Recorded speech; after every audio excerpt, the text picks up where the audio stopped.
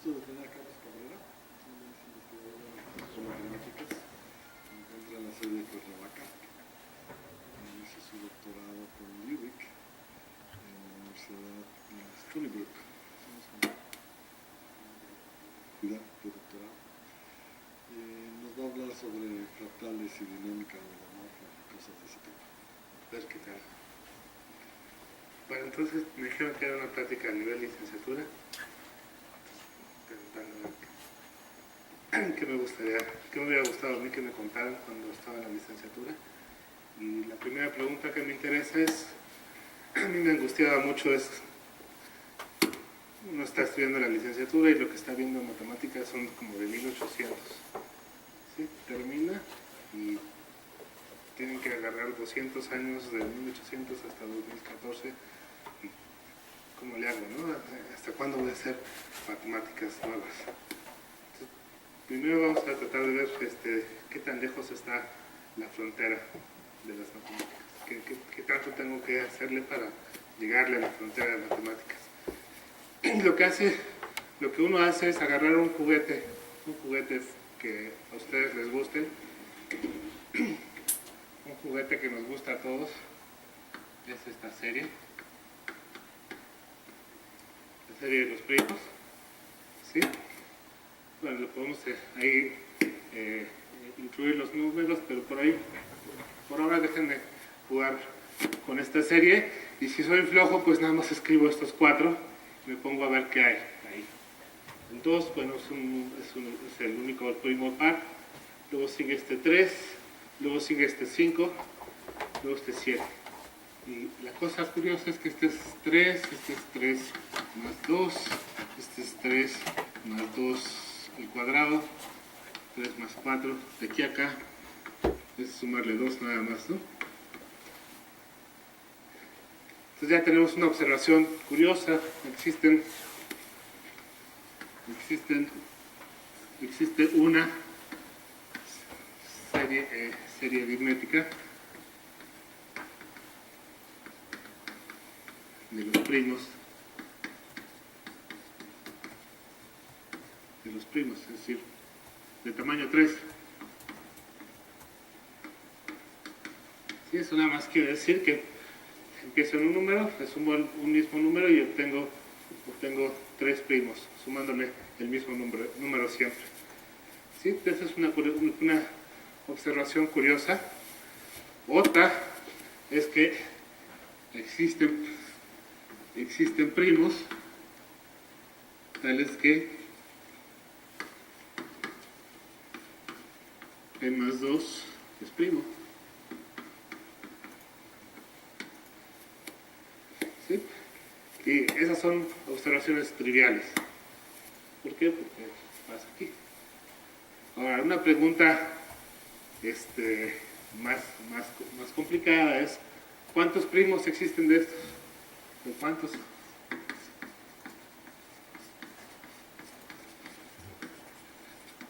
Ahí sí.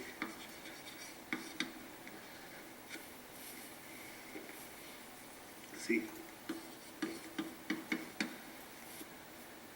Y ya llegamos a la frontera de las matemáticas.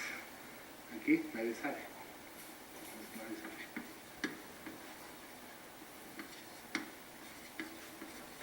¿Habrá un número infinito de primos que cumplen eso?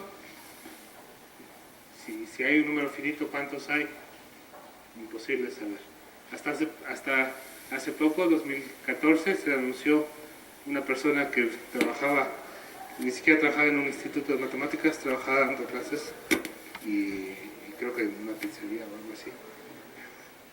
No trabajaba como investigador y encontró que existe una cantidad infinita de primos, tales que si ustedes agarran el primo y le suman 50 millones de primos, 50 millones, entre P y P más 50 millones, forzosamente debe haber un primo.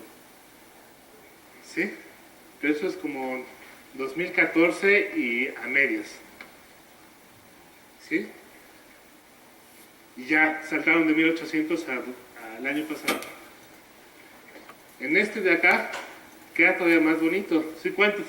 Otra vez la pregunta es, yo sé que existe una. La siguiente pregunta natural es ¿cuántas hay? ¿Sí? Entonces, Green y Tam, esto es 2004, prueban que existe una cantidad infinita, existe una cantidad infinita de progresiones geométricas, progresiones aritméticas. Entonces aquí el tamaño era 3, y este todavía más sorprendente, de largo que ustedes quieran.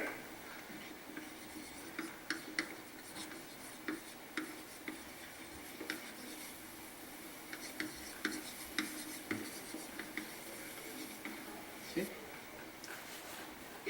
Y eso está emocionante porque empezamos con un juguete simple, no, es mentira, no es simple, pero es un juguete que nos gusta a todos. Y inmediatamente aparecen preguntas que parecen fáciles, pero son realmente difíciles. Entonces, ¿cómo llego a la frontera de las matemáticas? Pues jugando con mis juguetes favoritos y buscando preguntas que, aunque sean simples, pues tratando de responder. Otra cosa que me hubiera gustado que me dijeran es que no me sirve. Yo podría decir, yo hago teoría de números, nada más me dedico a teoría de números, no quiero saber nada de álgebra, no quiero saber nada de análisis, no quiero saber nada de combinatoria, absolutamente nada de ninguna otra área. Si esta gente hubiera tenido esa actitud, hubiera perdido. Porque la manera en que se resuelve este teorema es utilizando algo que se llama teoría ergódica. Esta cosa, bueno, se usan varias, pero uno de los ingredientes fundamentales para esta cosa es teoría ergódica. No voy a hablar de eso, pero básicamente de lo que se trata es encontrar medidas invariantes bajo las posibles espacios de configuraciones en números enteros. En particular, esto se usa para el teorema de Schmeredi y la prueba que es. Entonces hay una prueba de teoría que usa teoría ergódica para teoría. Entonces la moraleja es, bueno, no hay que tenerle miedo a las preguntas simples. Normalmente las preguntas simples son las más difíciles. Y tampoco hay que encapsularse en una sola área, porque eso puede ser peligroso. No peligroso, sino poco productivo. Bueno, aunque sea productivo. Bueno. Uno nunca sabe cuál es la herramienta que vamos a usar, ¿no? Ahora mi plática es sobre sistemas dinámicos y es el juguete que les vengo a presentar hoy. ¿Sí? Entonces, déjenme contarles de qué va. Entonces, todo el mundo ya conoce funciones y entre el espacio de funciones hay unas que mandan x en x. ¿Sí? Entonces, si yo hubiera puesto aquí x en y, pues tengo una función y nada más. Pero una vez que ustedes ponen la salida, la llegada igual que la salida, entonces como los niños vienen con su torta del brazo, no viene sola, viene con toda una familia de funciones. ¿Sí? ¿Por qué? Porque si yo tengo esta función, como llega de x en x, pues puedo repetir la receta. Y entonces tengo la composición de f con f mismo.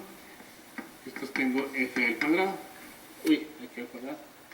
Y una vez que saben hacer 2, pues saben hacer 3, saben hacer 2, y así en adelante. Entonces, si ustedes tienen una función que va de x en x, pues les aparece una familia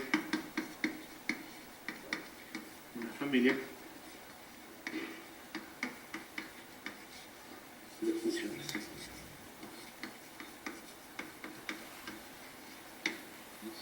¿Está bien? ¿Pero qué quiero hacer con esto? Bueno, una de las cosas que me interesa es saber, si yo me agarro un punto inicial en este X, bueno, pues puedo seguir el caminito que sigue. Es decir, agarro X0, va a f de X0, esto va a f cuadrada de X0, esto va a f cúbica de X0, y así en adelante. Y esto se llama el conjunto de las Fn de X0, y lo voy a llamar la órbita del punto X0. Órbita. Ahora, yo no les dije ninguna estructura que tuviera el conjunto X. No les dije absolutamente nada sobre qué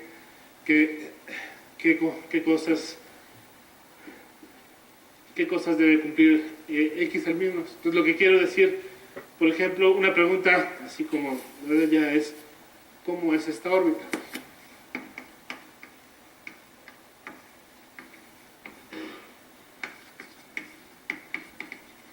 ¿Sí? Es una pregunta natural para un punto dado.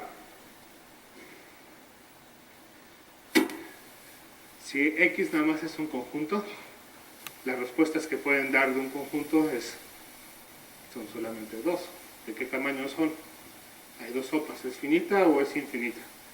¿Sí? Entonces realmente las posibilidades de respuesta, si yo les digo, si yo les pregunto qué pasa con esta órbita, pues no hay mucho si estoy hablando de conjuntos. Ahora, si X es un espacio topológico, si X es un espacio topológico, entonces ya tengo más posibilidades. No solamente puedo preguntarles por la órbita, sino por los puntos de acumulación de la órbita. ¿Sí? Entonces, otra vez, la órbita puede ser finita, X puede ser finita o infinita. Y en el caso de que sea infinita, pues ya puedo preguntar cuál es el conjunto de acumulación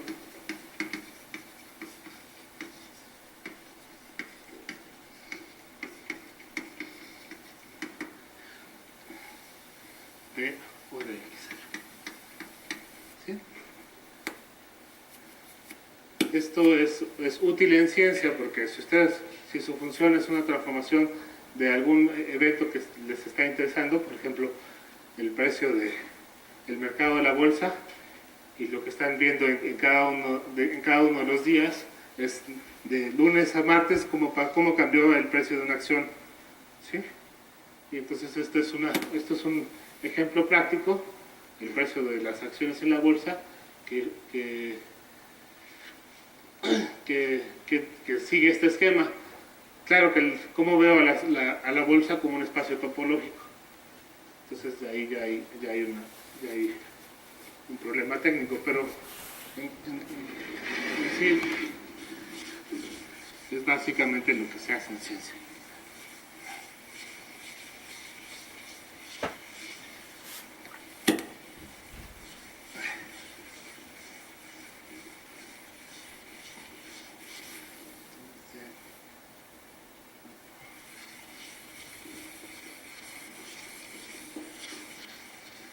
Es un esquema demasiado general y pues, uno puede escoger sabores. Entonces me puedo preguntar a quién puedo escoger para X. ¿Sí? Entonces se trata de escoger a los juguetes que a uno le gustan.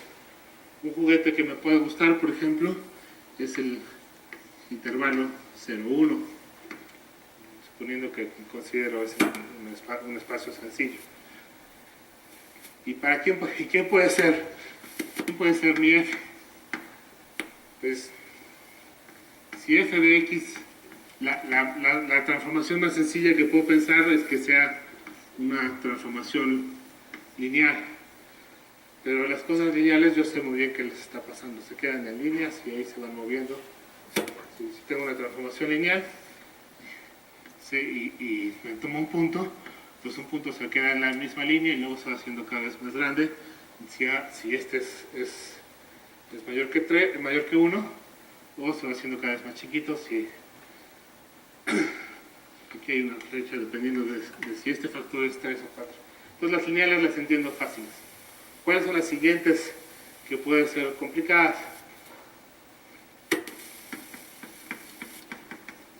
F de x al cuadrado más c. ¿Sí? Donde c está, digamos, en los reales.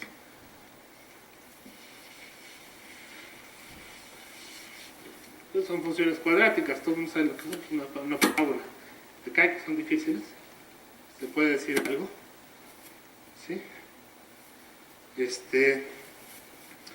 A lo mejor no lo quiero ver así.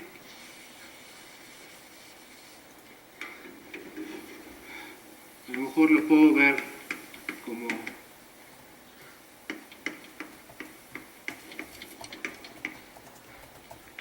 ¿sí? Esta de aquí es una parábola que se está moviendo así. Y esta, en cambio, es una parábola que está de 0 a 1 y el punto crítico es algo así. ¿Sí? Entonces puedo pensar que esta parábola no se me salga del 0 a 1. Porque mi juguete era 0 a 1. Entonces, en lugar de pensar una parábola que se está moviendo allá, pues pienso una parábola que se mueve aquí. ¿Sí? Y ahora quiero hacer el juego de la órbita. Hay muchos puntos para escoger, pero en la parábola hay uno que sobresale, ¿no? Esta punta, ese punto crítico. ¿Sí? Este aquí. No sé cuál sea, una de esas. ¿Sí? Ahí en ese punto, me puedo preguntar qué es lo que va a pasar con la órbita de ese punto. Y lo voy a hacer para lambda variando, lambda que varíe, que esté, por ejemplo, en 0, que les gusta, 5, yo qué sé. ¿Sí? Y esto es un juego que hizo una persona que se llama Feigenbaum.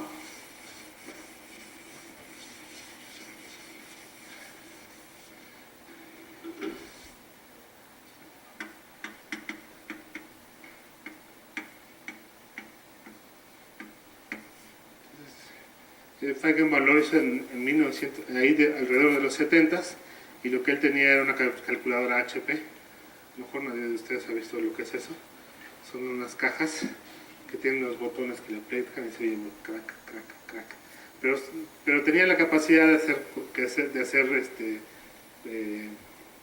rutinas.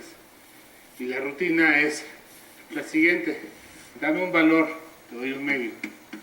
Y a ese valor, pues, dame dos valores. Dame un valor para lambda. Entonces, esto es inicial. Y entonces para ese valor para lambda empiezo con un medio y luego lo agarro lambda un medio, 1 menos un medio, y luego hago ese jueguito, ¿no? Aquí le apliqué esa función. Y nada más le ponen igual. Y cuando lo hacen, si ustedes lo pueden hacer, o lo pueden hacer en su computadora, lo que sea, y cuando lo hacen, van a ver que cuando el lambda es muy pequeñito, así como cuando agarran un número y le ponen raíz cuadrada, siempre llega a 1, o le ponen x al cuadrado, siempre les llega error, porque no tienen suficientes números. Siempre le ponen dale, inmediatamente. Llega un momento que si lambda es pequeña, entonces esta cosa eventual, entonces tengo un punto, lo que va pasando es que hay un valor al que va convergiendo. ¿Sí? Entonces eso le pareció chistoso a Feynman. Si le aplico 400 veces, eventualmente me llega a un punto. Ahora, ¿qué pasa cuando voy moviendo la lambda? Pues pasa algo raro porque cuando la lambda es 0, pues empieza en el 0. Luego siempre va a punto, siempre va, el punto fijo se va creciendo. Ahora estoy dibujando en R2. El punto fijo va creciendo y llega un momento en que ¡pum!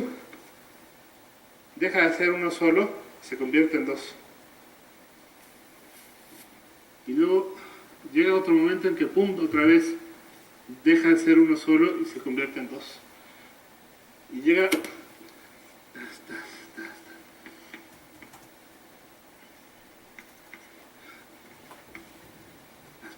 ¿sí? Y luego por aquí se arma una campana y empieza a haber un montón de ruido. Y aquí hay unas ventanas de tamaño 3. Así. Un montón de ruido. Y ya de repente muere. ¿Sí? Ese es el dibujo que se podía hacer en estas cosas. Y le llaman el árbol de Feynman.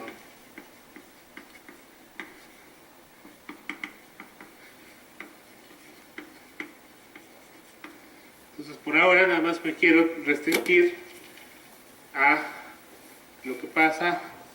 No quiero ver qué pasa en el ruido.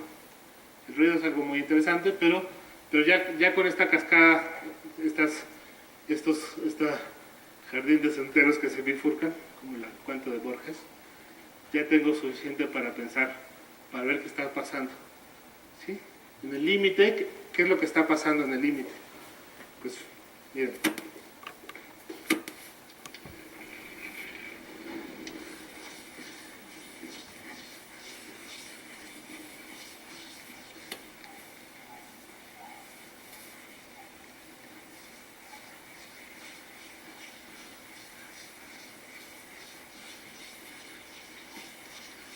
Entonces, en el límite, lo que tengo es este esquema. Tengo un esquema que es un árbol binario. Así.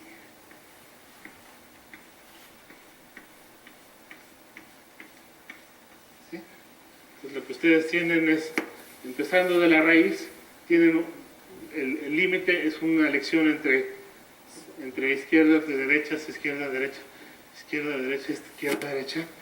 Esto es izquierda, derecha, una asociación de izquierdas y derechas. ¿Sí? Bueno, no tiene que... Me gustan los números, entonces puede ser 0, 1, izquierdas y derechas. ¿Sí? Y le puedo dar una topología. Este es el espacio discreto de dos puntos y tomo el producto de ellos con la topología Hausdorff.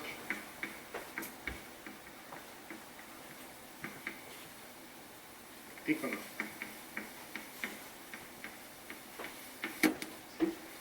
Entonces aquí en el límite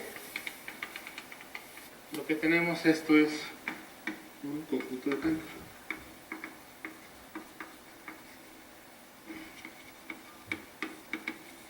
Espérate, el conjunto de Cantor que a mí me contaron la primera vez, el conjunto de Cantor que me contaron al principio era tomar el intervalo 0, 1, le corto en 3 pedazos, borro el tercero y me quedo con 2 pedazos.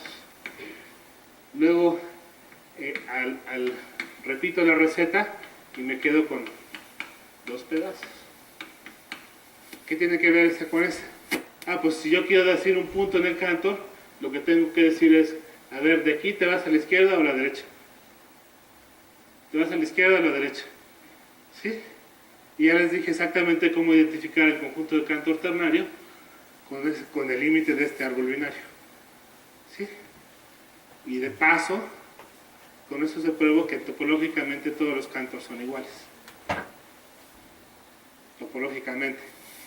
¿Sí? Primero tenía el problema que en conjuntos no me podía decir mucho, Y en topología no distingue cantos, todos los cantos son iguales, son homomorfos. Y este es el homomorfismo, ¿no? Aquí agarro, este es el 0, este es el 2, este es el 0, 0, este es el 0, 0, 2, el 0, el 2, 0, 2, 2, y así en adelante. ¿Por qué es 2? Porque si le pongo en la expansión ternaria, exactamente me dice dónde están puestos en el 0, 1. ¿Sí? Esta cosa vive en el 0, 1. El conjunto de Cantor es una cosa bella, es mágico.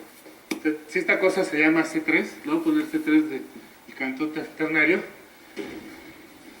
y ustedes hacen esta identificación en base ternaria, pueden ver que si agarro C3 y le sumo C3, ustedes van a tener completito el intervalo 0, 2. ¿Sí? Es puro polvo, y de repente lo sumo y se convierte en una línea completa de 0, 2.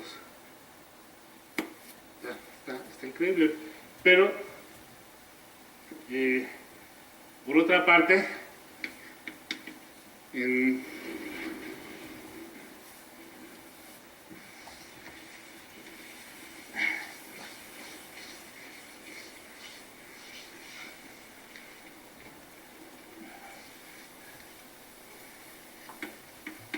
en 0, 1 existen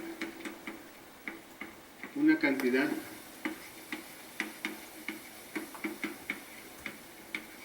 no numerable de cantos distintos.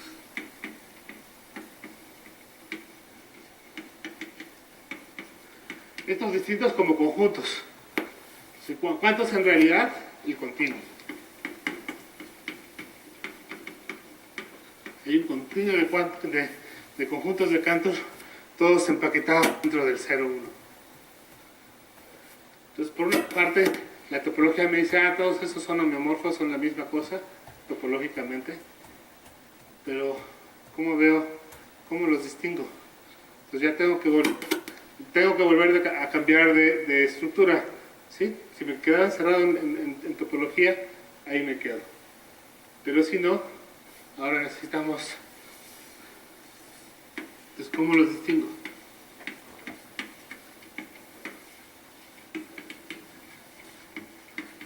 Esto es usar geometría.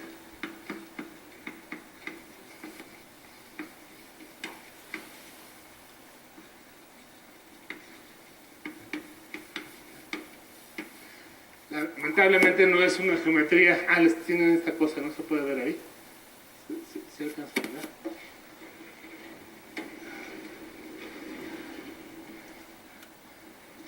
Sí, hay que usar.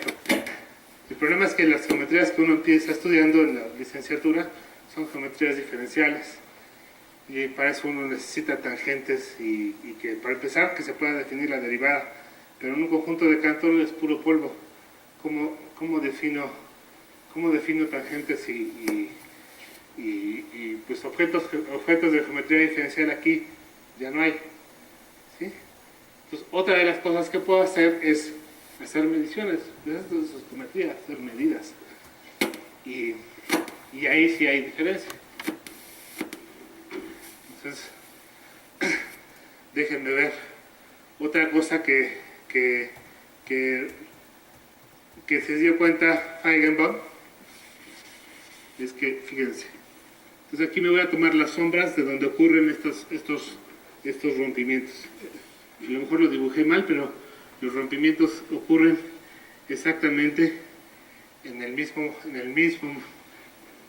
aquí. Entonces aquí tengo el inicio, no es el mismo Y0 de allá, X0, lo voy a llamar Y0, no es el mismo.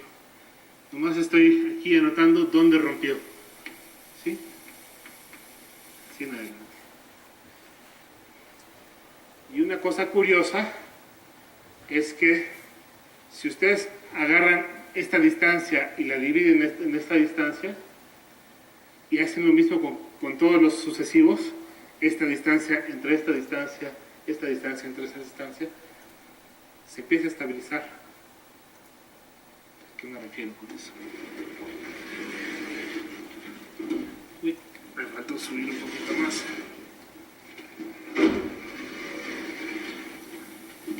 Entonces ya tengo esto.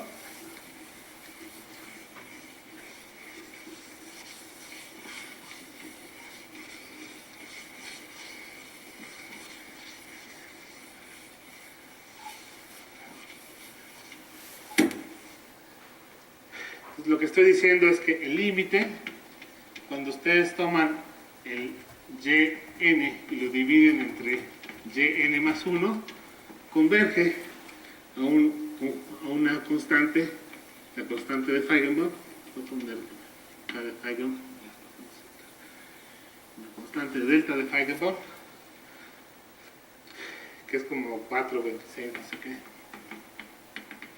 ¿Sí? Pero, ¿qué quiere decir eso?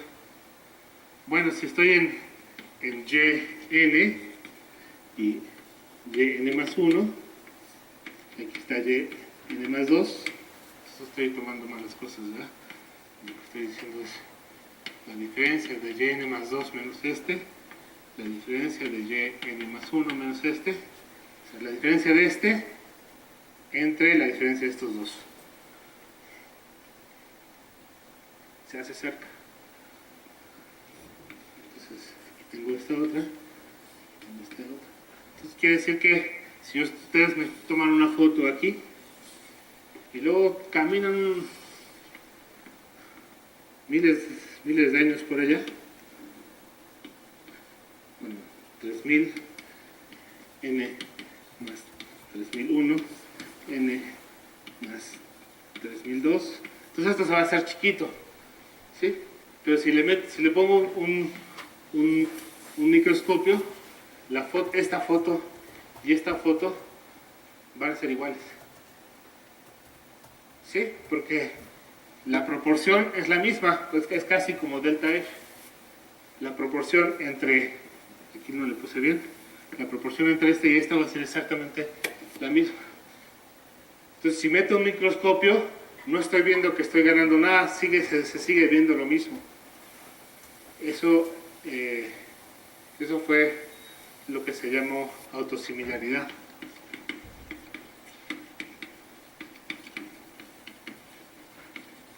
Aquí en el Cántaro es todavía más fácil, ¿no? Porque si le meten un microscopio a este intervalo, pues van a ver como 0,1.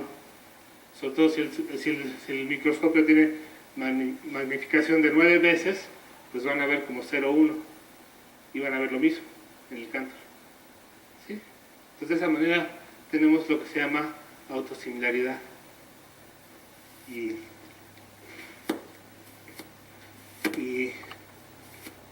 una cosa curiosa de esto es que esto lo vimos para parábolas, pero realmente no me importa que sean parábolas, podrían ser senos, o podría ser cualquier cosa que se vea como una montaña, pero que la montaña vaya creciendo, ¿sí? Es decir, ¿qué quiere decir? ¿Qué quiero decir? Esto se llama universalidad.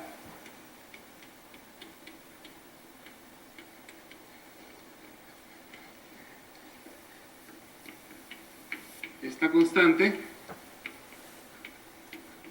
aparece para cualquier familia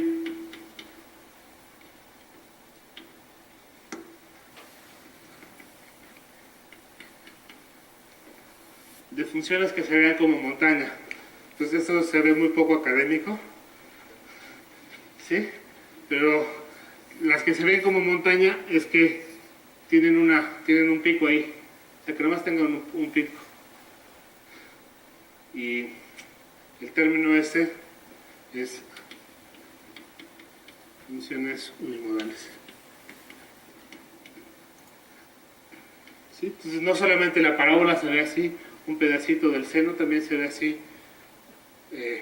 pueden tomar cualquier otra función. Entonces mientras aparezca ese fenómeno de bifurcación, de jardín, de senderos que se bifurcan, inmediatamente van a tener un cántor y el cántor se va a ver como el cántor de las parábolas, ¿sí? Con la misma con la misma proporción. ¿Cómo puedo formalizar eso de la proporción? Y para formalizar esto, entonces tengo que formalizar el concepto de dimensión. Entonces, dimensión.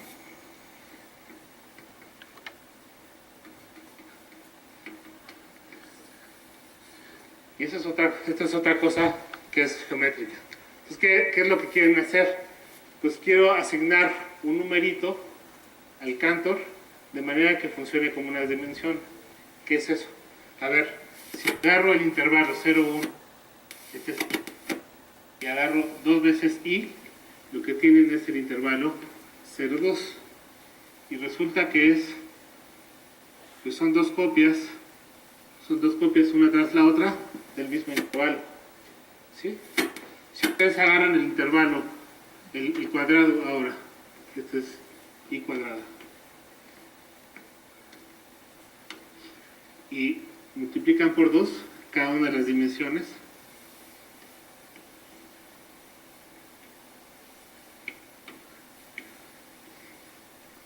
ya no tengo 2 copias, no tengo 4 copias. A ver, entonces la dimensión, yo quiero que esta dimensión sea 1. Entonces si multiplico por 2, tengo 2 a la 1, tengo 2 copias. Si aquí multiplico por 2, tengo 2 a la 2, tengo 4 copias. Si hacen lo mismo con el cubo, ¿sí? Multiplican por, ya no lo voy a multiplicar por 2, pero seguro que se ven que lo que van a tener ahora es 2 a la 8, ¿sí? No, 2 a la 3, ¿sí?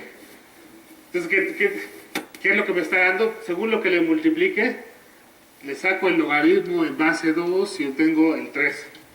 Entonces, así recupero la dimensión de los objetos. Multiplico por alguna constante, veo cuántas copias tengo, si está bastante regular, y entonces saco este logaritmo. ¿Qué pasa cuando lo hago al conjunto de Cantor ternario? De aquí.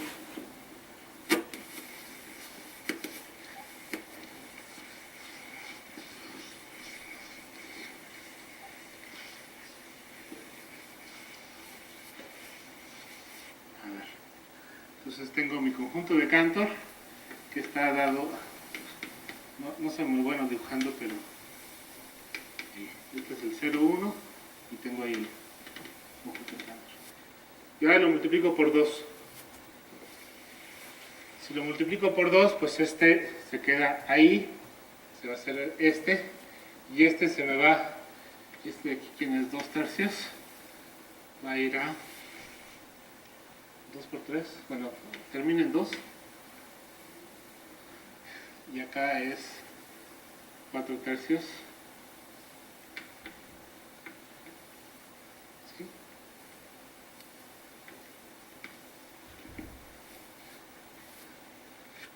Entonces, si multiplico por 2, tienen 2 copias. No, estuvo mal, ¿no?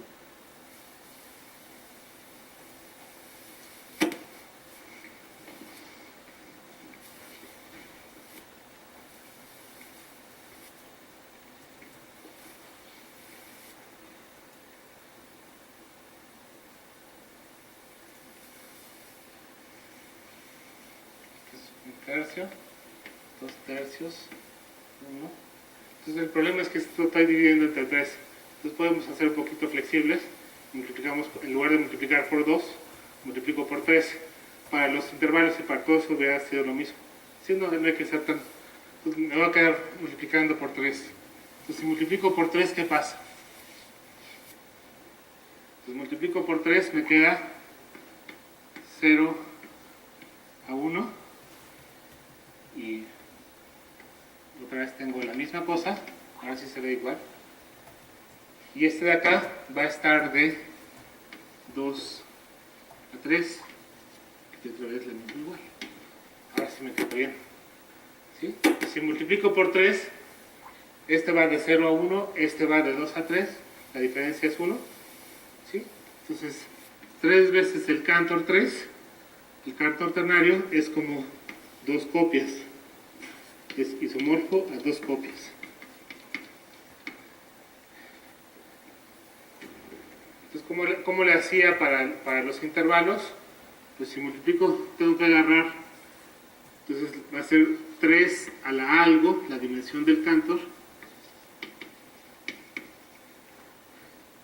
Para entender quién es esto, pues tengo que sacar, pues yo sé que esto es 2. Entonces si saco el logaritmo en base 3 de la dimensión de... Saco el logaritmo en base 3 de ambos lados, se cae esto, entonces me queda que la dimensión del Cantor es igual al logaritmo en base 3 de base 2. Y luego eso es como logaritmo en base normal sobre logaritmo. Sí. Yo siempre tuve un problema con los logaritmos, no me lo sé calcular ni nada. Lo único que sí sé es creciente y que 2 es menor que 3. Es estricto, eso es muy importante. Entonces esto es un número y tampoco es 0, ¿no? Entonces esto es estrictamente mayor que 0 y entre 1. ¿Sí? Entonces la dimensión es algo que no es un entero, es algo que está en medio. Y por eso les dieron llamar a estos conjuntos fractales, porque la dimensión, ¿sí? Pero hay cosas que uno ve, así como las que está uno en la vida, hay cosas que están vivas y no satisfacen ninguna definición consistente de vida. ¿Sí? Pero la ven y están vivas, si reconocen que están vivas. Entonces lo que aquí tenemos es que hay estos conjuntos de dimensión fractal y se puede ver que si yo hago el mismo juego para calcular la dimensión de este conjunto de Feigenbaum, pues resulta ser distinta que esta de acá. ¿Sí?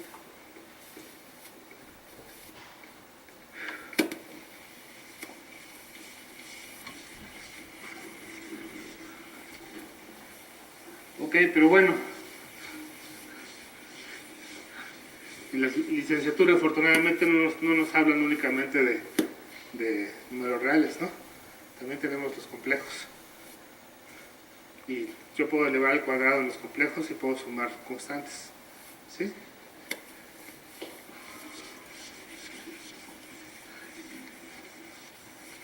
Entonces no estoy seguro, ¿todos llevaron ya variable compleja? ¿No? Entonces un curso rápido de variable compleja. Entonces, lo único que me interesa ahorita es saber cómo multiplicar con complejos.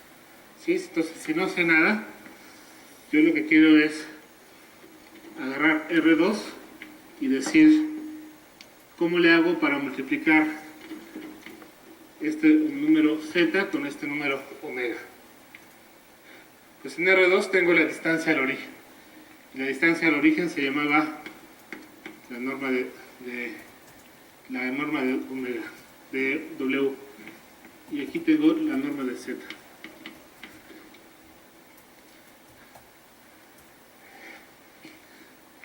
En este verde tienen un teta y en este blanco tienen un phi, el ángulo.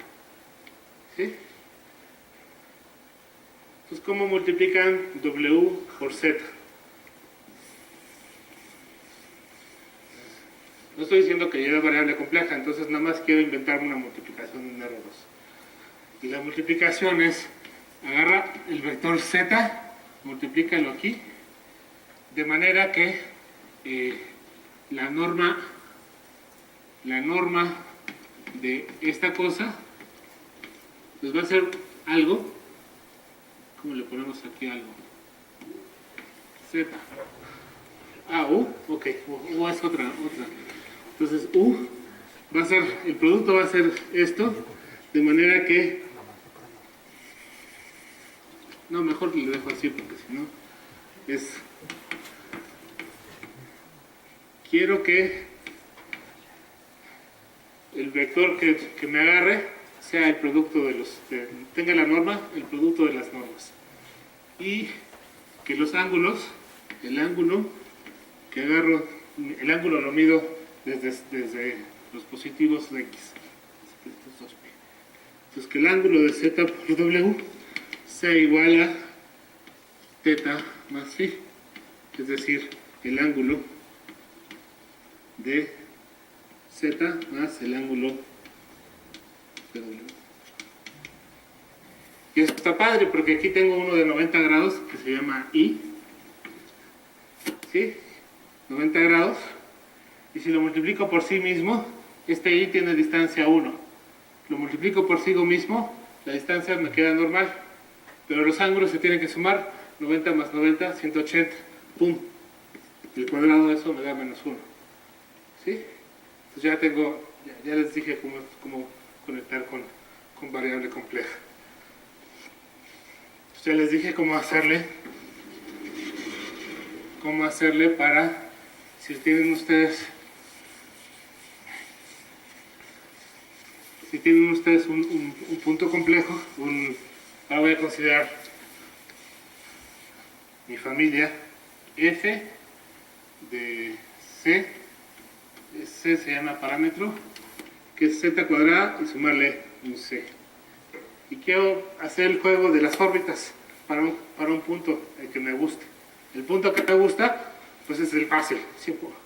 Uno siempre trata de hacer las cosas lo más flojo posible, ¿no? Entonces empieza con el 0. El 0 va a 0 al cuadrado más c, pues es c. El c va a c cuadrada más c. El c cuadrada más c va a c cuadrada más c al cuadrado más c. Y ya me empecé a poner flojo. ¿Sí? Y pregunto. La pregunta es muy sencilla. ¿Se acuerdan cómo era el producto de complejos? Es multiplicar las normas y ir sumando ángulos. Por un momento me olvido de las normas, de los ángulos, no quiero saber. Lo único que quiero saber es qué tan grande se va haciendo. Entonces la pregunta es, las normas de O de 0 son acotadas o no. ¿Sí? Y qué es lo que está variando es C. ¿Sí? Entonces, si C es 0, por ejemplo, pues aquí me queda 0, 0, 0, 0, 0, 0, 0, 0. Ese se ve que está acotado, ¿no? Más es puro 0. Y pues ahí la respuesta es sí. Entonces si agarro, por ejemplo, 4 o 2, 0, 2, aquí es 4 más 2, 6, aquí es 6 al cuadrado, 36 más 2, 38, 38 al cuadrado, ese sí ya no, ¿verdad? Y entonces ese lo pinto blanco, o lo pinto de algún color que me diga qué tan rápido se me va a infinito. ¿Sí? Y eso sí se lo puedo decir a la computadora. Empiezo con un cuadrito y para cada punto en el cuadrito, para cada vector, considero esta órbita y hago esta pregunta y coloreo. ¿Sí? Y le digo, a ver, computadora, ¿qué pasa? Ah, pues aquí está la computadora.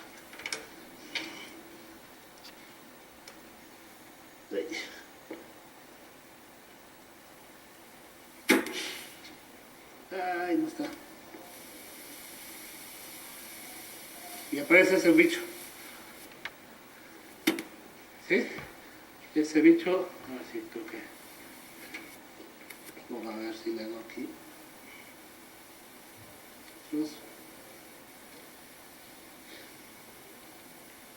Ah, no, ahí quedó peor, ¿verdad?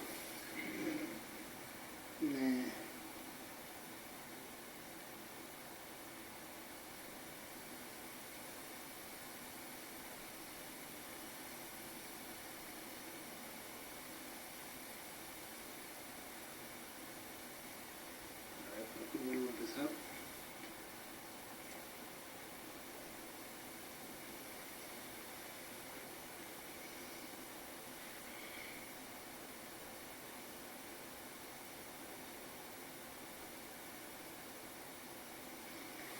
lo que está haciendo este programa es que agarra un punto y hace este jueguito. Ahorita le puse, no sé si vieron, pero es un poquito rápido, le puse 17,000. Dice, el juego es, agarra 17,000 y al final, si te saliste de 2, te va a salir al infinito. ¿Sí? Y luego lo voy coloreando. Si te sales muy rápido, pues ya píntalo de oscuro. Si te sales a la segunda, pues ya píntalo un poco menos oscuro. Y así en adelante hasta llegar a esta cosa. Esto es lo que se llama el conjunto de Mandelbrot. Los reales son exactamente la mitad de este conjunto. ¿Dónde está el juego de Feigenbaum? Porque el juego de Feigenbaum era para ser reales, ¿no? Entonces el juego de Feigenbaum aparece de aquí para allá y llega un momento en que ya no tiene sentido. ¿Sí? ¿Se acuerdan de la campana? En algún momento ya no había nada. Y el cantor de Feigenbaum son estas pelotas que están aquí pegadas a esto. Entonces lo que les quiero enseñar primero